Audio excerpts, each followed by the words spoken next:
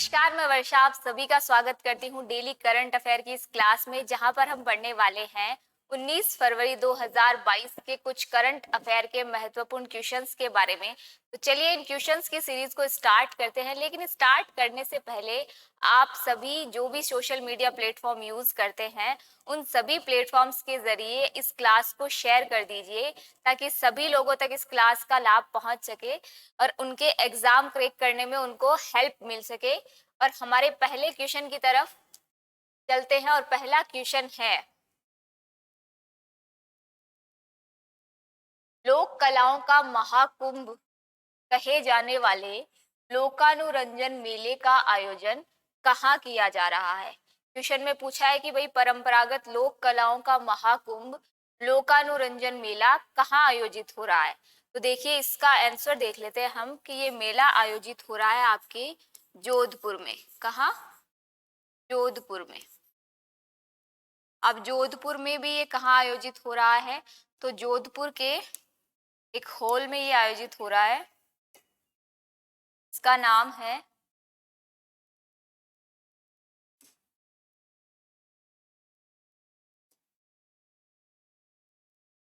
जय नारायण व्यास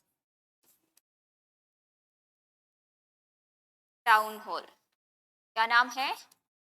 जय Narayan Vyas town hall.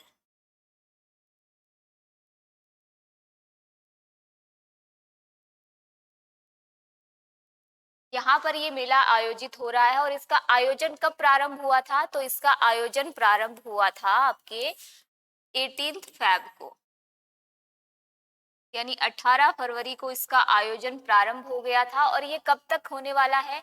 तो देखिए ये 3 दिन का आयोजन है और इसका समापन आपके हो जाएगा 20 फरवरी को। कब?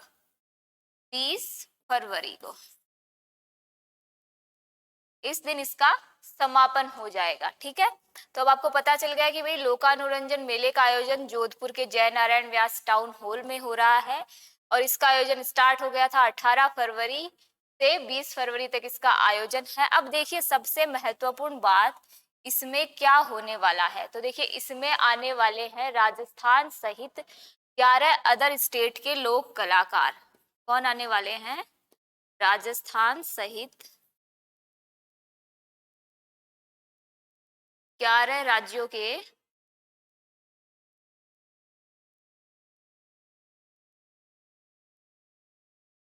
800 लोक कलाकार।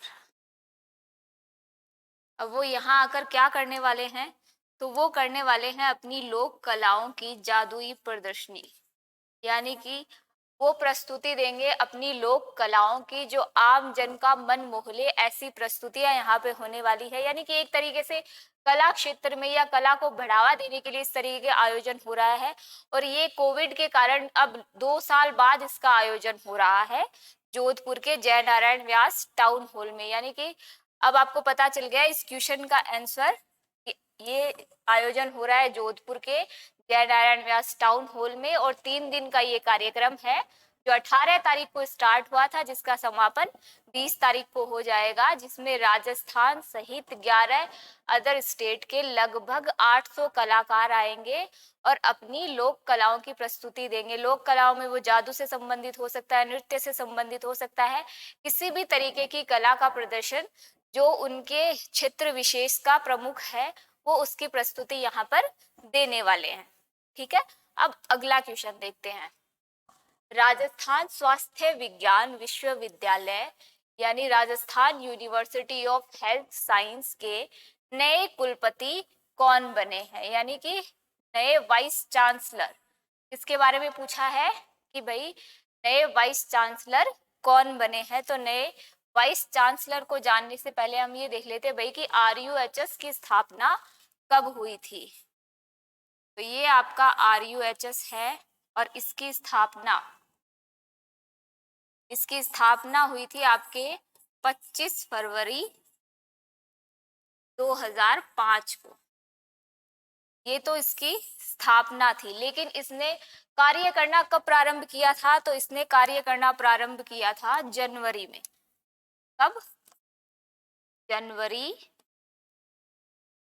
2006 में, जनवरी 2006 में इसने कार्य करना प्रारंभ किया था। अब इसके नए कुलपति को जानने से पहले जान लेते हैं कि पुराने कौन से कुलपति थे जो अभी अपनी सेवा से सेवानिवृत्त हो गए हैं। तो राजा बाबू अपनी ड्यूटी को कंप्लीट कर चुके हैं और इन्होंने लगभग 12 साल तक अपनी ड्यूटी की है, जो बहुत ही बड़ी बात है। यानी कि अब तक सबसे ज्यादा लंबा कार्यकाल इस पद पर राजा बाबू ने ही बिताया है। और अभी राजा बाबू की जगह एसएमएस मेडिकल कॉलेज, कौन, एसएमएस मेडिकल कॉलेज के प्रिंसिपल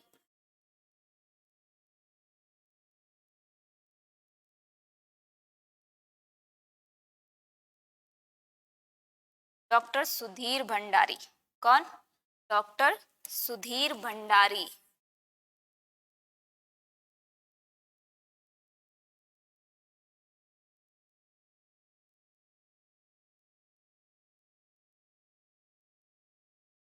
डॉक्टर सुधीर भंडारी को इस पद पर नियुक्त किया है और इसकी नियुक्ति की घोषणा की है राज्यपाल कलराज मिश्र ने। कब की थी? तो शनिवार को, आज ही उन्होंने इसकी घोषणा की है कि एसएमएस मेडिकल कॉलेज के प्रिंसिपल अब आरयूएचएस के नए कुलपति बनेंगे। ठीक है, तो सबसे पहले हम देख लेते हैं कि भाई इसकी स्थापना हुई थी 25 फरवरी 2005 को और इसने अपना कार्यभार संभाला था 2006 में। और डॉक्टर सुधीर भंडारी वर्तमान में इसके वाइस चांसलर है और उनसे पहले जो इस पद पर थे वो थे राजा बाबू, जिन्होंने लगभग 12 वर्ष तक काम किया है इस पद पर। ठीक है, अब अपने अगले क्वेश्चन की तरफ बढ़ते हैं। प्रथम श्रेणी मैच में किस बल्लेबाज ने अपने पदार्पण मैच में सबसे लंबी पारी खेलने का विश्व रिकॉर्ड बनाया है? क्वेश्चन में क्या पूछा है कि भाई किस बल्लेबाज ने पहले अपने पदार्पण मैच में विश्व रिकॉर्ड बना दिया, तो किसने बनाया है और क्या विश्व रिकॉर्ड बनाया है? तो सबसे पहले तो देखते भाई कौन सा विश्व रिकॉर्ड बनाया है। तो देखिए, बिहार के एक बल्लेबाज ने तिहरा शतक लगाकर अपने पदार्पण मैच में तिहरा शतक लगाकर उन्होंने विश्व रिकॉर्ड बनाया है। अब कितनी गेंदों पर? तो 405 गेंदों पर। कितने रन बनाए हैं? 341 रन बनाए हैं 405 गेंदों पर। कौन सा ऐसा बल्लेबाज है? जल्दी से आप मुझे उसका नाम कमेंट करेंगे, जल्दी से, कमेंट बॉक्स भर जाने चाहिए थे। क्या क्रिकेट नहीं खेलता क्या इंडिया? तो देखिए, रणजी ट्रॉफी में शाकिब उल गनी, कौन, शाकिब उल गनी,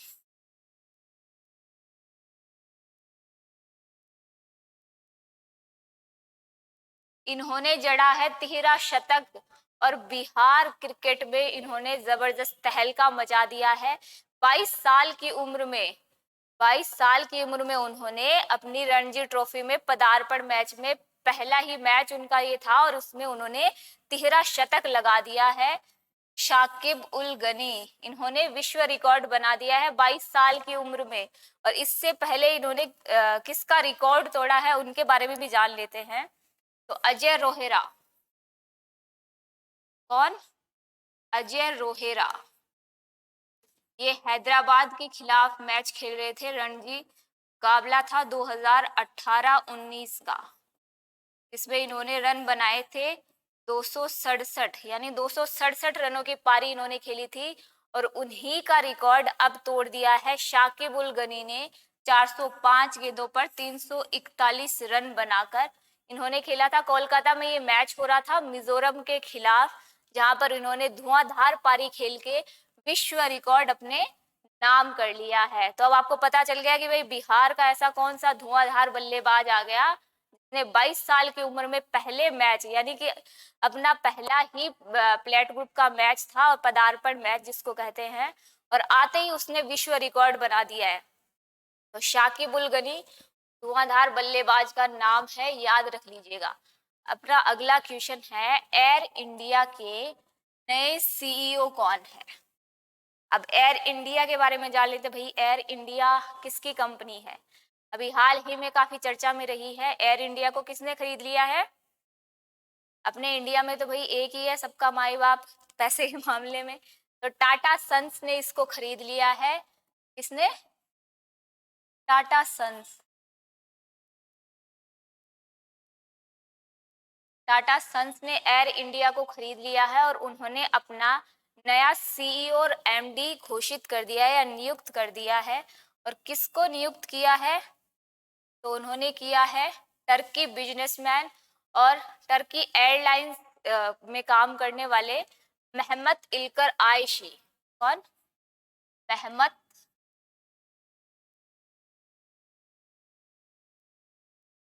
इल्कर आयशी।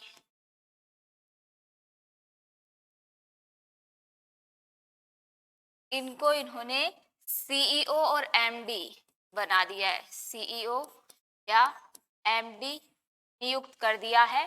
टाटा सन्स की कंपनी है एयर इंडिया और वर्तमान में ये अपना कार्यकाल कब से स्टार्ट करेंगे? तो ये अपना कार्यकाल प्रारंभ करेंगे 1 अप्रैल 2022 से, यानी कि ये अपना कार्यभार संभालेंगे 1 अप्रैल से। अब देखिए इल्कर आयशी जो है वो तुर्की के जो राष्ट्रपति हैं तैयब एर्दोगान। कौन? Tayyip Erdogan. इनके सलाहकार भी रह चुके हैं। अब इनके सलाहकार ये कब रहे थे? जब ये इस्तांबुल के मेयर थे। कौन?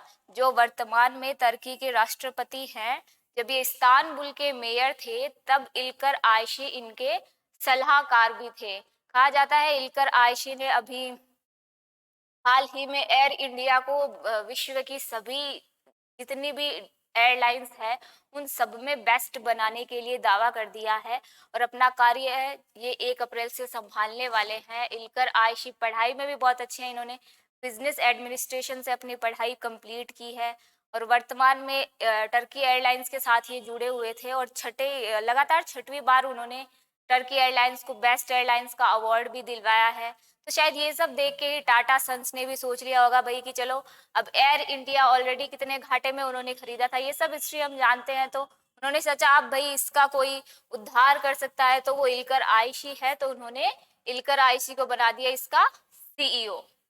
अब अपना अगला क्वेश्चन देखते हैं। संयुक्त युद्धाभ्यास ईस्टर्न ब्रिज किन देशों के बीच होने वाला है? क्या पूछा है भाई कि कौन से देश है जो संयुक्त युद्ध अभ्यास करने वाले हैं, उनका नाम बताओ। तो देखिए भारत और ओमान। कौन? भारत व ओमान, ये दोनों देश अपना संयुक्त युद्ध अभ्यास करने वाले हैं जोधपुर में। कहां पर? जोधपुर में। और ये लगातार 1 सप्ताह तक चलने वाला है और इसके लिए ओमान से, कहां से? ओमान से लगभग 50 सदस्यों की टीम अपने जोधपुर आ चुकी है और ये जोधपुर के डेजर्ट में अपना विमान परीक्षण या विमान से अभ्यास करने वाले हैं। कौन कौन से विमान ये रखने वाले हैं उनके बारे में भी देख लेते हैं। तो ये देखिए F-16 फाइटर,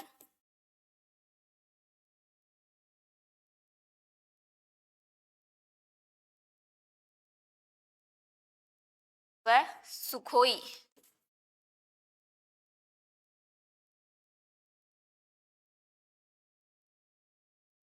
F-16 फाइटर और सुखोई के साथ ये अपना युद्ध अभ्यास करने वाले हैं। तो वर्तमान में ये 1 सप्ताह तक चलने वाला है। ओमान और भारत की सेना के बीच ये युद्ध अभ्यास होने वाला है आपके जोधपुर के अंदर।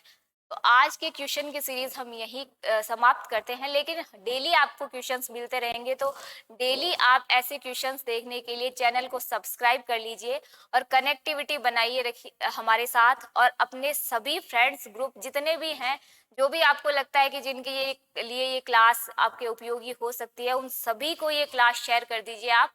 और मुझे आज्ञा दीजिए, आपसे मिलते हैं कल।